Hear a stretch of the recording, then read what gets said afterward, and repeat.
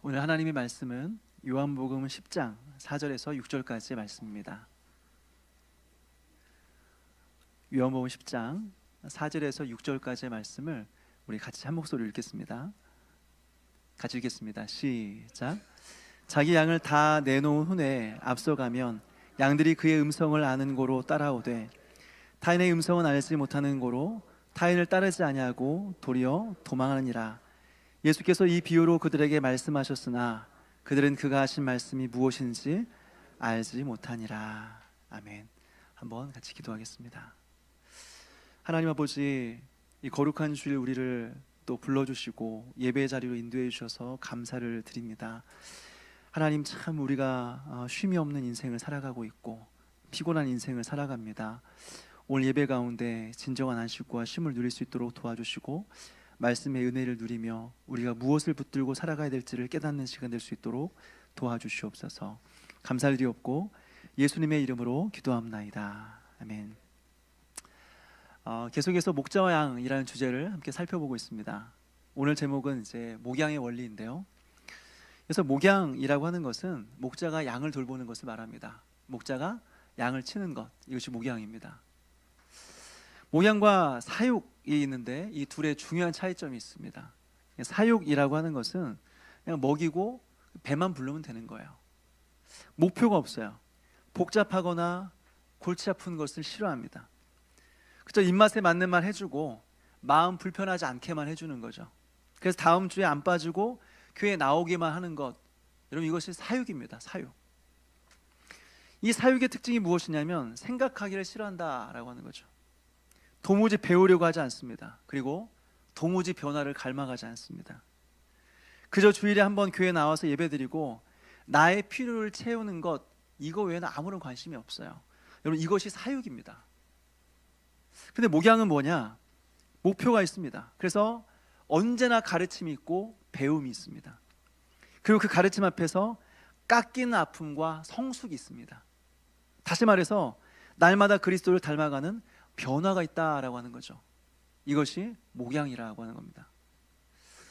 사랑하는 여러분, 우리는 목양입니까? 아니면 사육입니까? 우리는 목양의 관계 속에 있습니까? 아니면 사육의 관계 속에 있습니까? 내가 주일에 교회 안 빠지고 나올 테니까 내가 어떻게 살든 상관 말아라. 내 신앙은 내가 알아서 한다. 나 이미 배울 만큼 배웠다. 알 만큼 안다. 그러니까 나 귀찮게 하지 마라. 여러분 이건 사육입니다. 사육. 이 사람에게는 영혼의 변화도 없고 변화로 말미암는 성장도 없고 기쁨도 없는 겁니다. 하나님 우리를 목양의 질서 안으로 부르셨어요. 누군가의 돌봄과 가르침을 통해서 계속해서 깎이고 다듬어짐으로 말미암아 하나님께서 이 세상을 창조하셨을 때 바라셨던 그 모습으로 날마다 변해가기를 바라셨다라고 하는 거예요. 이것이 목양이다라고 하는 겁니다. 그리고 이것이 우리가 목양이 필요한 이유라고 하는 거죠. 이것은 비단 양들에게만 해당되는 내용이 아닙니다. 사실 목회자들에게도 필요합니다. 하나님께서는 연약한 한 사람을 부르셔서 목회자로 세우셨습니다. 이 목회자가 처음에 소명을 받고 신학교에 가게 되면요, 신학생들이 교만이 하늘을 찌릅니다. 신학생들의 교만이 하늘을 찔러요. 매일 신학교에서 수업 그 중간에 예배를 드리는데요, 체프를 드리는데 신학교 교수님들 아니면 외부의 목사님들 아니면 선교사님들이 오셔서 돌아가면서 그 예배 때 설교를 하세요. 그러면 대부분의 신학생들은 그 설교를 들을 때 그냥 듣는 게 아니라 팔짱을 끼고 설교를 듣습니다. 그래서 마음속으로 생각하는 거죠. 설교를 저렇게밖에 못하나? 내가 해도 저거보다 잘하겠다. 그러면서 그 설교를 비판하면서 설교를 듣는 거죠. 교회에서 이제 전도사 사역을 시작하면서도요, 전도사 때 이 담임 목사님을 보면서 또 비슷한 생각을 하는 거죠. 저렇게 사역하니까 사람들이 안 모이지. 저렇게 설교하니까 교회가 부흥이 안 되지. 그러면서 평가하는 거예요. 그러다가 담임 목사로 청빙을 받아가거나 아니면 개척을 하죠. 그러면 이 시작할 때 사역을 시작하면서 마음속으로 생각합니다. 내가 사역하기만 하면 사람들이 구름대처럼 모여들 거야. 내가 설교만 하면 수많은 사람들이 감동을 받고 눈물을 흘릴 거야. 이렇게 생각합니다. 그런데 사역을 시작하면 바로 알게 됩니다. 아, 설교를 아무리 해도 사람들이 변화가 안 되는구나. 아무리 최선을 다해 사역을 해도 계속해서 여기저기 불만의 목소리는 계속해서 들려오는 거죠. 그리고 설교를 통한 감동, 이런 감동의 문제가 아니라 그저 설교 한 편 준비하는 것이 얼마나 버거운 일이라는 사실을 깨닫게 되는 것입니다. 그러면서 겸손해지는 거죠. 그러면서 한 목회자로서 하나님 앞에 세워지는 거죠. 사랑하는 여러분, 이것이 목양의 관계 속에서 이루어진 일입니다. 하나님은 목양의 관계 속에서 목자와 양을 훈련시키고 변화시켜 나갑니다. 목양의 질서 안에서 날마다 변화되는 삶을 살아가는 저와 여러분 되시기를 주님의 이름으로 축원합니다. 이 목양에는 몇 가지 원리가 있는데요, 그것을 오늘 여러분들과 살펴보고자 합니다. 첫 번째 원리는 목자도 양도 모두가 다 예수 그리스도를 통과한 사람이다 라고 하는 겁니다. 다시 말해서 우리 모두는 예수님 때문에 만난 사람들이다 라고 하는 겁니다. 예수님 때문에 만난 사람들이다 라고 하는 거죠. 생각해 보십시오. 우린 지난 시간에 누가 참 목자인가에 대해서 생각해 보았습니다. 참 목자란 누구입니까? 문으로 들어가는 자, 문으로 들어가는 자가 참 목자라고 했습니다. 다른 데로 넘어가는 자는 절도요 강도며 라고 했습니다. 다시 말해서 참 목자는 누구인가? 양을 만나기 이전에 먼저 양의 문이신 예수님을 만난 사람이 참 목자라고 하는 거예요. 양들은 어떻습니까? 양들 또한 예수님의 양이기 때문에, 그러니까 양 우리에 있는 거죠. 예수님의 양이니까 그 우리 안에 들어가 있는 겁니다. 다시 말해서 인간 목자를 만나기 전에 예수님을 먼저 만나서 변화된 사람들이 양이다라고 하는 겁니다. 그런 목자와 양, 이 둘이 만나서 목자와 양의 관계를 맺는다고 하는 거죠. 정리하자면 목자와 양은 서로 만나기 전에 둘 다 먼저 예수님을 만난 사람들입니다. 다시 말해서 목자와 양의 관계는 예수 그리스도라는 토대 위에 세워진 관계다라고 하는 거죠. 이것을 통해서 우리는 무엇을 깨닫습니까? 교회는 끈끈한 인간관계가 아니라 예수 그리스도라는 토대 위에 세워져야 된다라고 하는 겁니다. 다시 말해서 교회가 끈끈한 인간관계로 맺어지면 그 교회는 무너진다라고 하는 겁니다. 여러분, 목자와 성도와의 관계가 그렇습니다. 목자와 성도와의 관계가 인간적인 끈끈한 관계로 맺어지면 목양의 관계는 없는 겁니다. 성도들과의 관계도 마찬가지입니다. 성도들과의 관계가 예수님 때문이 아니라 끈끈한 인간관계로 맺어지면 그 만남은 결코 유지가 되지 않습니다. 그리고 유익이 되지 않습니다. 그리고 오히려 해가 됩니다. 저는 예전에 이 모교회에서, 어릴 때 모교회에서요, 겨울이면 이 찬양의 밤이라는 것을 했습니다. 여러분, 찬양의 밤 혹시 들어보셨습니까? 아시는 분들은 좀 살아온 세월이 있으신 분들이고, 요즘에 안 하니까 아마 요즘에 분들이 잘 모르실 거예요. 근데 1년에 한 번 찬양의 밤을 해요. 청소년 부서를 중심으로 해서 뭐 연극도 하고 또 이제 합창도 하고 신앙독도 하고, 그러면서 이제 뭐 여러 가지 것들을 준비해서 사람들을 초청해서 발표회를 하는 거죠. 이것을 위해서 겨울방학이 되면 이제 사람들이 모입니다. 그래서 한두 달 정도 계속 집중해서 이제 연습을 해요. 그리고 이제 발표회가 끝나면, 찬양의 밤이 끝나면 뭘 했느냐? 이제 모여서 음식을 먹으면서 뒤풀이를 하는 거죠. 뒤풀이를 하고 서로 수고했다고 격려하고 축하해주고, 그리고 일부는 집으로 가고, 이제 남은 사람들, 특별히 뭐 남은 리더들이죠. 이제 청소년 리더들, 뭐 형 누나들이죠. 누나들 남은 사람들이 어디 가느냐? 그 당시에 이제 다 끝나고 나서 그 늦은 시간에 호프집을 갔습니다. 호프집을 가서 다 이제 뭐 고등학생 형 누나들이긴 했지만, 저는 이제 저 혼자만 중학생이긴 했지만 제가 키가 크잖아요. 키가 크니까 이제 호프집에 따라 들어갑니다. 그래서 이제 서로 술잔을 주고 받으면서, 야, 너 오늘 정말 수고했다. 너 참 찬양 너 잘했어 하면서 이제 서로 따라주면서 격려를 하죠.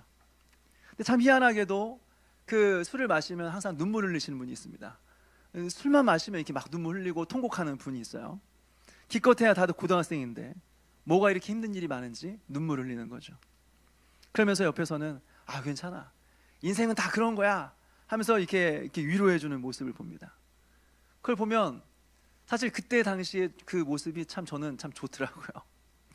뭔가 옆에서 막 울고 있고, 옆에서 막 끌어안아주면서, 야, 괜찮아, 인생이란 그런 거야 하면서 격려해주고 있고, 야, 이 분위기 너무 좋다. 분위기 어디서도 느낄 수 없는 분위기, 심지어 교회 안에서 느낄 수 없는 이 따뜻함, 아, 너무 좋다. 술자리가 참 좋더라고요, 이 당시에요. 그리고 술을 마시면요, 이제 끝나면 노래방을 갑니다. 그래서 밤새도록 이제 노래를 부르는 거죠. 당연히 찬송가가 아니라 이제 가요를 불렀겠죠. 다들 성가대로 중창단으로 이렇게 다듬어진 목소리니까 얼마나 잘 불렀겠어요. 한 곡씩 다 이렇게 돌아가며 노래를 부릅니다. 그리고 밤새 노래를 부르고 나서 해가 뜰 때쯤 밖으로 나와서 이제 헤어지게 됩니다. 그리고 서로 수고했다고, 서로 이게 잘했다고, 서로 이렇게 격려하면서 축하해주면서 축복해주면서 이렇게 이제 떠납니다. 그러면서 다음 주 주일에 만나자라고 인사하면서 헤어지는 거죠. 그래서 참 이상한 것이 무엇인 줄 아십니까? 이 형 누나들의 이 모습을 보니까 교회에서는 정말 열심히 하는데요, 변화가 일어나지 않는다는 겁니다. 그렇게 열심히 모여서 뭔가를 열심히 하는데 변화가 일어나지 않는다는 거예요. 세상 사람들하고 다를 게 하나도 없어요. 교회에서는 열심히 신앙생활하고 열심히 섬기고 뭔가 끈끈하고 친하게 그들의 무리 속에서 지내가는데 말하는 것이나 행동하는 것을 보면 세상 사람들과 똑같은 거예요. 다를 게 하나도 없는 거예요. 여러분, 우리는 어떻습니까? 우리의 관계는 예수 그리스도라고 하는 단단한 토대 위에 세워졌습니까? 아니면 그저 끈끈한 인간관계 속에 세워지고 있습니까? 다시 말해서 우린 예수 그리스도가 아니면 만날 일이 없었던 사람들인데 예수님 때문에 우리의 관계가 유지가 되고 있습니까? 아니면 서로가 너무 친해서 너무 오랫동안 친밀한 관계 속에서 있었기 때문에 예수님이 없어도 얼마든지 유지될 수 있는 그런 관계냐라고 하는 겁니다. 예수 그리스도가 아니면 우리의 관계는 정상적인 관계가 될 수 없습니다. 예수님이 아니면 우리의 관계는 오히려 괴로운 관계가 됩니다. 우리 중에 어떤 사람은 예수님 만난 사람들이 있고 또 어떤 사람들은 예수님의 양이 아닌 사람들도 있겠죠. 그러면 그 사람들이 같이 있으면 어떻게 될까요? 모여서 이야기를 합니다. 세상적인 이야기를 합니다. 근데 만족이 안 돼요. 모일 때마다 정치 이야기하고 모일 때마다 재테크 이야기하고 모일 때마다 어느 학원이 좋더라, 누구에게 과외를 받아야 그리고 좋은 대학 간다더라, 이런 세상적인 이야기만 하게 되면 거듭난 사람들을 그 모임 속에서 마음이 채워지지가 않는 거야. 그러니까 그 모임이 공허하고 그 모임이 모이면 모일수록 고통스러운 거죠. 반대로 모여서 성경을 이야기합니다. 예수님의 이야기를 합니다. 그러면 거듭나지 않은 사람들은 그 시간이 너무 지루한 거예요. 너무 고통스러운 거예요. 영적인 대화들이 너무 재미가 없는 거예요. 다시 말해서 우리의 만남의 근거가 예수 그리스도가 아니면 우리의 모임은 즐겁지가 않다. 우리의 만남은 결코 서로에게 유익이 되지 않는다고 하는 거죠. 절대로 우리는 하나가 될 수 없는 것입니다. 그렇다면 여러분, 우리 모두가 예수 그리스도를 통과한 사람들이라고 한다면 어떻게 될까요? 서로에 대해서 많이 알지 못한다고 할지라도 그냥 좋은 것입니다. 서로에 대해서 많이 몰라도 함께 있는 것이 그냥 좋은 겁니다. 오늘 처음 만났어도 오래전부터 알고 지낸 사람들처럼, 오늘 처음 만났어도 10년, 20년 동안 함께 지냈던 사람들처럼 설명할 수 없는 동질감이라는 것이 느껴지는 거죠. 그래서 모여서 이야기하는 가운데 함께 기뻐하고 서로 이야기하는 가운데 서로의 아픔을 같이 아파할 수 있는 거죠. 그러면서 서로에 대한 마음이 쏟아지고 서로가 생각이 나고 그러면 서로를 위해서 기도하게 되는 거죠. 그러니까 핵심은 우리가 얼마나 자주 만나느냐, 우리가 서로에 대해서 얼마나 많이 알고 있느냐, 여러분, 이것이 핵심이 아니라는 거예요. 여러분, 우리가 자주 만나면 싸우기밖에 더 하겠어요? 서로 서운하다고 상처받았다고 싸우기밖에 더 하겠습니까? 서로에 대해서 많이 알면 알수록 돌아다니면서 남 이야기밖에 더 하겠습니까? 너만 알고 있어, 너만 알고 있어. 어느 집사님이 말이야, 누가 말이야, 남편이 말이야, 애들이 말이야, 너만 알고 있어야 돼. 나중에 보면 교회 모든 사람 다 알고 있는 겁니다. 동네방네 다 소문나고 다녀요. 그래서 왜 내 이야기 했느냐, 뭐 했느냐, 싸우기만 더 하겠어요. 사랑하는 여러분, 부인할 수 없는 사실은 우리가 예수님이 아니었더라면 만날 일이 없었던 사람들이라고 하는 것입니다. 그런데 예수님 때문에 우리가 만난 사람들이라고 하는 거죠. 따라서 우리의 만남의 토대는 인간적인 우정이면 안 되는 거예요. 우리의 만남의 토대는 예수 그리스도여야 된다는 거예요. 우리가 어떠한 방식으로 이 교회에 왔든지 우리의 만남은 인간적인 관계가 아니라 예수님 안에서의 만남이 된다는 거죠. 예수 그리스도 안에서 성도와 성도와의 관계가 맺어져야 되는 것이고, 예수 그리스도 안에서 목회자와 성도와의 관계가 맺어져야 된다라고 하는 겁니다. 그러나 여러분, 예수 그리스도 안에서 예수 그리스도를 통하여 우리 모두가 진정한 하나됨을 누리게 되는 저와 여러분 되시기를 주님의 이름으로 축원합니다. 두 번째로 목양의 원리는요, 양은 목자의 음성을 듣고 그 음성을 따라간다라고 하는 겁니다. 우리 4절 말씀을 같이 한번 읽어볼까요? 4절입니다. 시작. 자기 양을 다 내놓은 후에 앞서 가면 양들이 그의 음성을 아는 고로 따라오되. 아멘.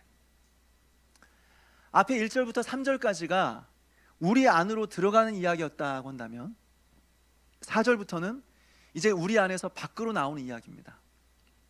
그리고 앞에서는 목자와 양의 그 만남에 대해서 집중하고 있다면 4절부터는 목자를 따라가는 양의 모습을 보여주고 있습니다. 이 본문의 배경을 보게 되면 이제 아침이 되었습니다. 밤에는 이제 우리 안에 잠을 잤는데 아침이 되었습니다. 그러니까 목자가 양들을 우리 밖으로 한 마리 한 마리 불러내는 거죠. 그리고 이 양떼들을 이끌고 목초지로 이동하는 장면입니다. 그런데 4절에 보니까 그 모습이 어떠냐면 목자가 앞서가면 양들이 그의 음성을 듣고 그를 따라간다라고 하는 거죠. 여러분, 왜 양들이 목자 앞에서 목자를 앞서가지 않고 왜 목자 뒤를 따라갈까요? 그리고 그냥 목자 뒤를 따라간다고 하지 않고 왜 목자의 음성을 따라간다고 하고 있을까요? 이스라엘에 있어서 그 양의 특징이 있는데요, 이 양은 시력이 굉장히 약합니다. 양이 아무리 시력이 좋아도 2m, 3m밖에 보질 못합니다. 굉장히 시력이 안 좋습니다. 그래서 신약 성경을 보게 되면 예수님께서 양에 대해 설명할 때마다 항상 구덩이에 빠졌다는 이야기를 꼭 하세요.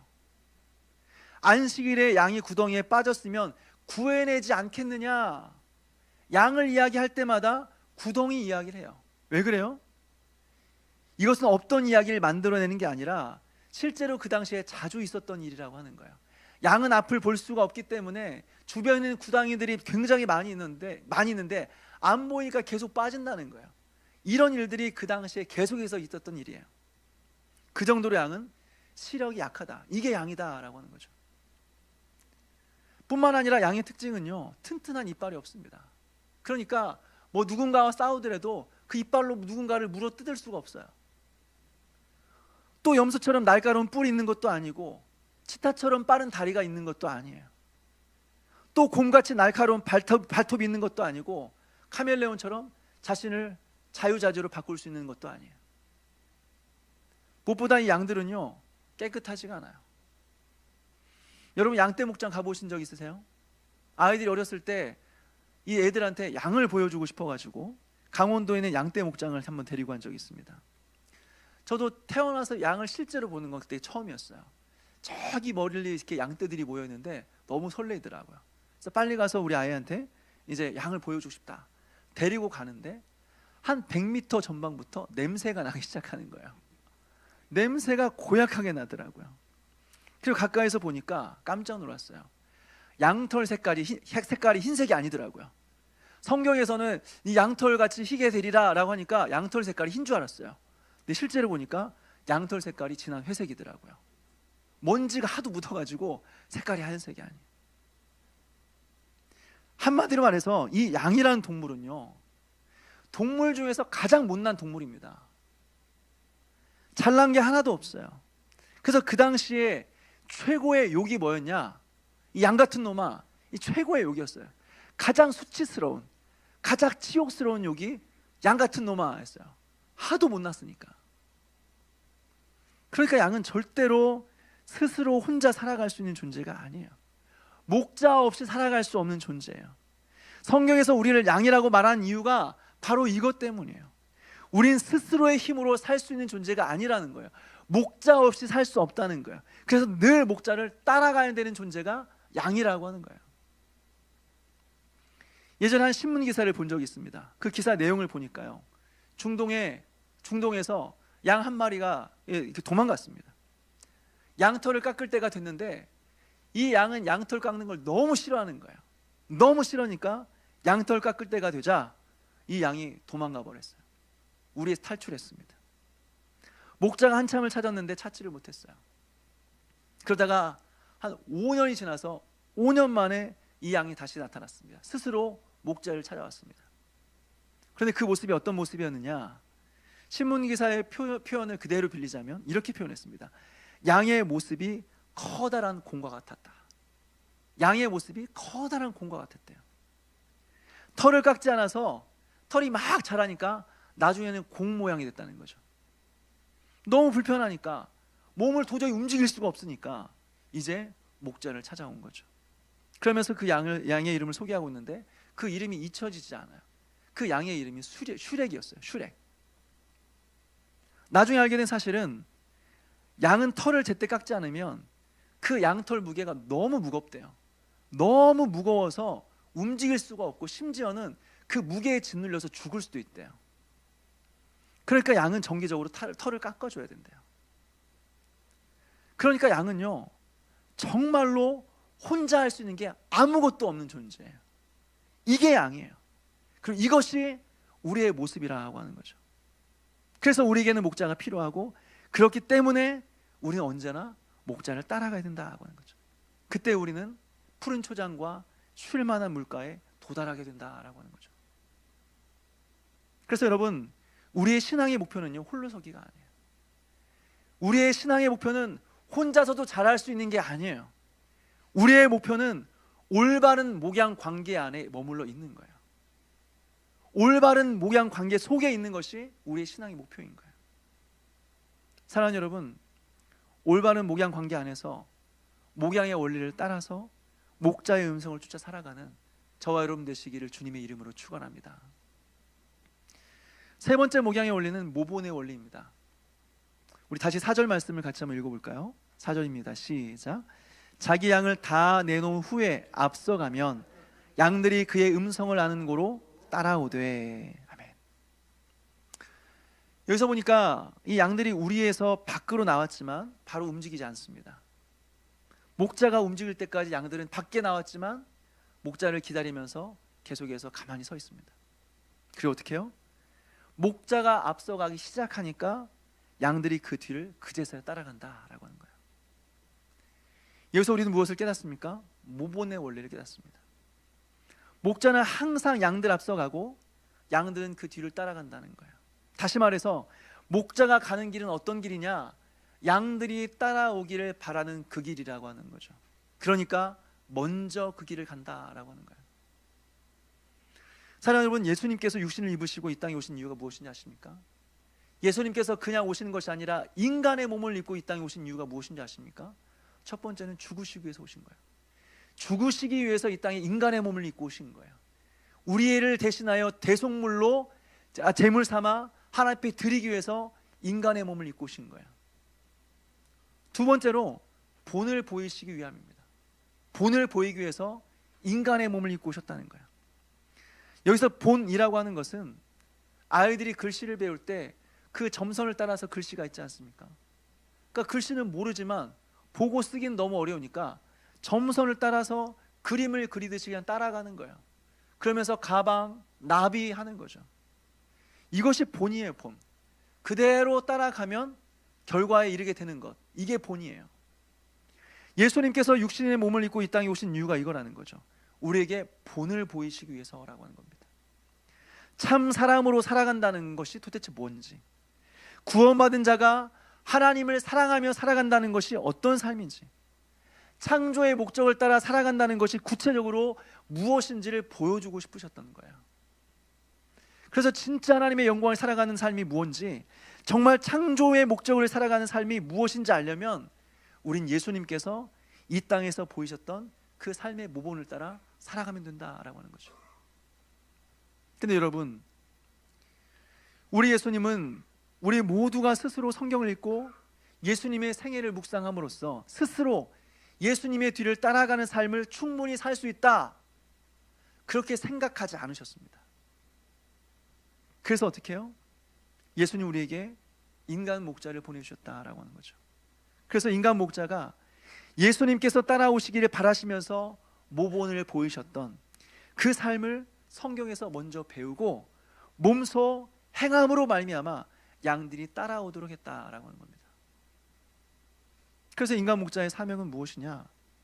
가르치는 것일 뿐만 아니라, 잘 가르쳐야 될 뿐만 아니라 가르치는 대로 살아야 되는 겁니다.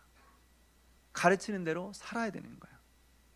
다시 말해서 양들이 살기를 바라는 그 모습 그대로 먼저 살아가는 것입니다. 비록 저는 부족하지만 여러분들 그렇게 살면 안 됩니다. 나는 게으르지만 여러분들 부지런히 사십시오. 이렇게 말할 수 없다는 것입니다. 그러나 여러분, 여기서 기억해야 될 것이 있어요. 우리의 최종적인 모본은 예수 그리스도시다라고 하는 겁니다. 인간 목자가 그 연약함 때문에 혹시 그 말씀대로 살지 못한다고 할지라도, 그러니까 우리도 아무렇게 살자, 아니, 목자도 저렇게 사는데 우리도 아무렇게 살자, 그렇게 생각하면 안 된다고 하는 거죠. 목회자는 하나님 앞에서 그 불순종의 값을 치를 겁니다.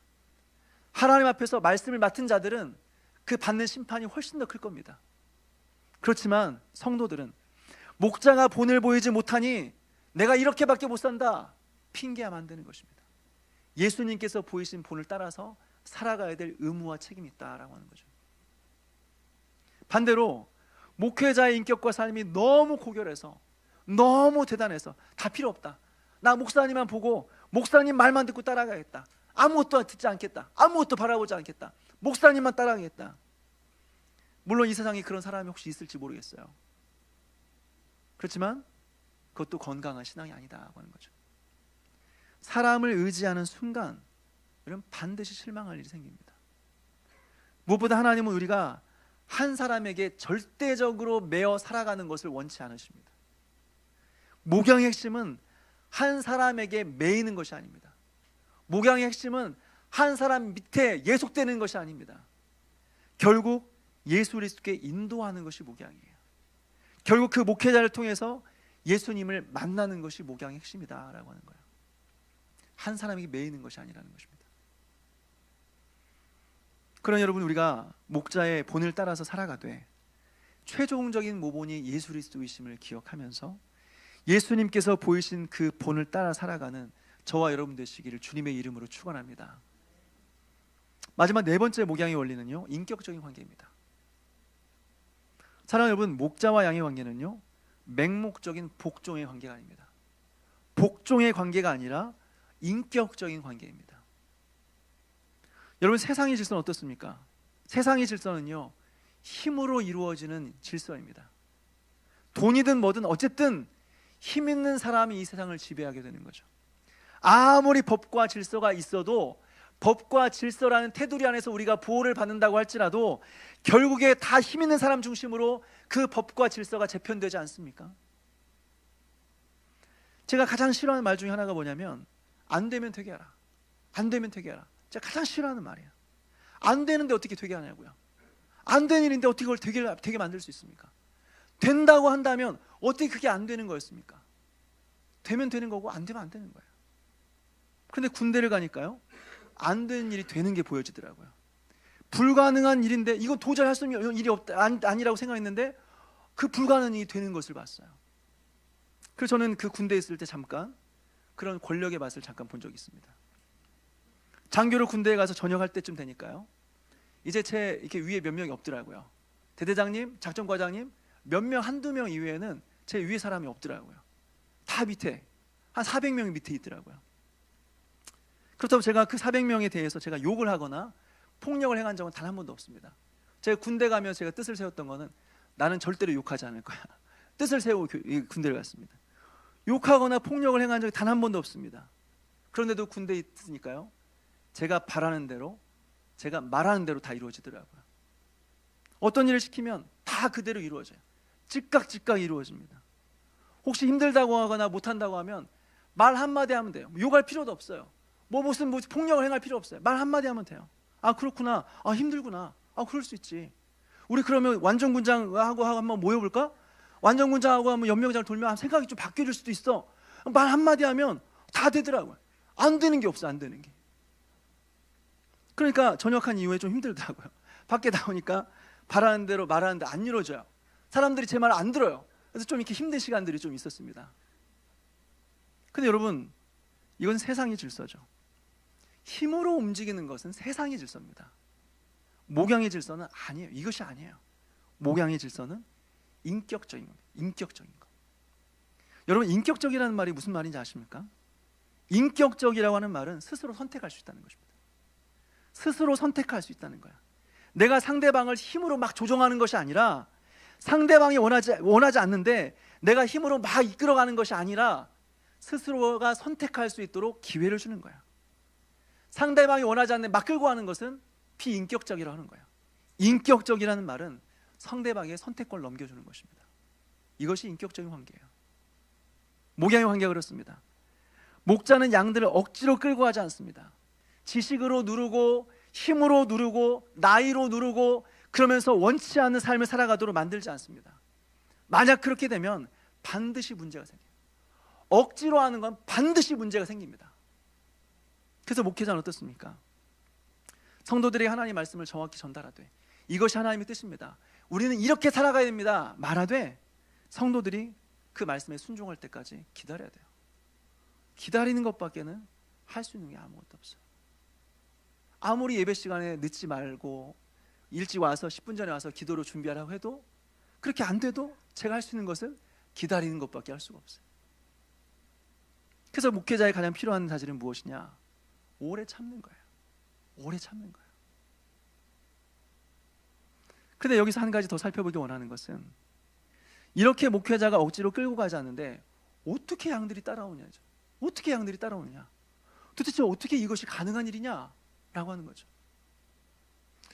4절에 보니까 양들이 그의 음성을 아는 고로라고 했어요. 양들이 그의 음성을 아는 고로라고 했어요. 또 5절에 보니까 타인의 음성은 알지 못하는 고로라고 했습니다. 여러분, 이것이 핵심이에요. 여러분, 여기서 안다라고 하는 말은 어떤 정보를 머리로 이해했다는 말이 아니에요. 이것은 경험을 통해서 알게 되었다는 것입니다. 다시 말해서 머리로 이해했다는 말이 아니라 몸으로 알았다는 거예요. 몸으로 겪어보고 몸으로 깨달았다는 거예요. 이게 성경에서 안다라는 의미예요. 그렇다면 여러분, 여기서 양들이 목자의 음성을 안다라고 했을 때 이 안다라는 의미는 뭘까요? 양들은 사실 지금 어디로 가는지 모릅니다. 목자의 음성을 듣고 밖으로 나오긴 했지만 오늘은 어디로 가는지, 뭘 먹는지, 거기서 뭘 하는지 모릅니다. 그리고 앞이 보이지도 않아요. 아무것도 안 보입니다. 그런데 양은 자신의 목자의 음성을 알고 있어요. 그리고 그 목자의 음성을 따라가 봤더니 언제나 푸른 초장이었어요. 그 목자의 음성을 따라가 봤더니 언제나 쉴만한 물가였어. 이것을 경험적으로 알고 있는 겁니다. 이거를 몸으로 깨닫고 있는 겁니다. 그러니까 어떻게 해요? 목자가 양을 때리거나 양에게 돌을 던지지 않아도 양들은 목자의 음성을 듣고 그 음성을 따라간다라고 하는 거죠. 다시 말해서 양들이 목자를 따라간 이유가 뭐냐? 하나님의 말씀에 감화가 있기 때문에 그렇습니다. 그 말씀을 통해서 진리의 말씀을 경험했기 때문에 그렇습니다. 그 말씀 때문에 그 목자의 음성에 인격적으로 승복할 수 있었다라고 하는 거예요. 다시 말해서 진정한 목양의 관계가 이루어지기 위해서 반드시 필요한 조건이 무엇이냐? 바로 말씀의 부흥이 일어나야 된다고 하는 것입니다. 이것이 없으면 인격적인 승복은 없는 것이고, 인격적인 승복이 없이는 우리 주님께서 의도하셨던 아름다운 목양의 관계는 결코 이루어지지 않는다라고 하는 것입니다. 그러니 여러분, 날마다 우리 안에 말씀의 은혜가 있기를 위해서 기도했으면 좋겠습니다. 힘써 말씀을 전하는 목회자와 힘써 말씀을 듣는 성도들의 만남 속에서 날마다 말씀의 부흥이 일어날 수 있도록 기도하는 저와 여러분 되시기를 주님의 이름으로 축원합니다. 마지막으로 6절 말씀을 같이 한번 읽겠습니다. 6절입니다. 시작. 예수께서 이 비유로 그들에게 말씀하셨으나 그들이 그가 하신 말씀이 무엇인지 알지 못하니라.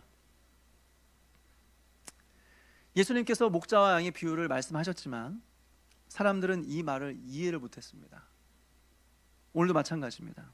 우리 주변을 돌아보게 되면 목자와 양의 이 관계, 그리고 이 목양의 아름다움에 대해 잘 알고 그 신앙을 누리며 살아가는 사람들, 그렇게 만나보기가 쉽지가 않습니다. 그저 누구의 간섭도 받지 않고 누군가에게 배우려고 하지도 않고 그리고 깎이려고 하지도 않고 그저 내 필요한 것만 채우고 교회에서 나오는 사람들, 교회에 나오는 사람들, 이런 사람들이 여전히 많다라고 하는 거죠. 사랑하는 여러분 어떻습니까? 여러분들에게는 진정한 목자가 있습니까? 여러분들의 영혼을 맡기고 따라갈 수 있는 목자가 있습니까? 그리고 그 목양 아래서 배우는 즐거움 속에 여러분 살아가고 있습니까? 물론 참 목자는 예수님 한 분밖에 없습니다. 예수 그리스도만이 우리의 진정한 목자이십니다. 그러나 예수님께서는 목회자를 통해서 여러분의 영혼을 돌보기를 원하시는 거죠. 그리고 그러한 목양이 이루어지도록 교회를 세우신 것입니다. 돌아보면 우리가 충만한 은혜 가운데 있었을 때는 언제나 목회자와의 바른 관계 속에서 있었을 때였습니다. 반대로 우리가 신앙의 방황 중에 있다고 한다면 그것은 목자와 양 아래에 있기를 거부했기 때문인지 모릅니다. 여러분 더 이상 방황하지 않았으면 좋겠습니다. 목자 없이 누군가 힘들 때마다 갈 바 알지 못해서 방황할 때마다 누군가 의지할 수 있는 목자가 없이 그렇게 인생을 더 이상 방황하며 허비하지 마십시오. 그것은 결코 하나님께서 원하시는 인생이 아닙니다. 오랜 방황을 마치고 목양의 질서 안으로 들어와서 목양의 원리를 따라 살아감으로 풍성한 은혜 속에 살아가는 그런 저와 여러분 되시기를 주님의 이름으로 축원합니다.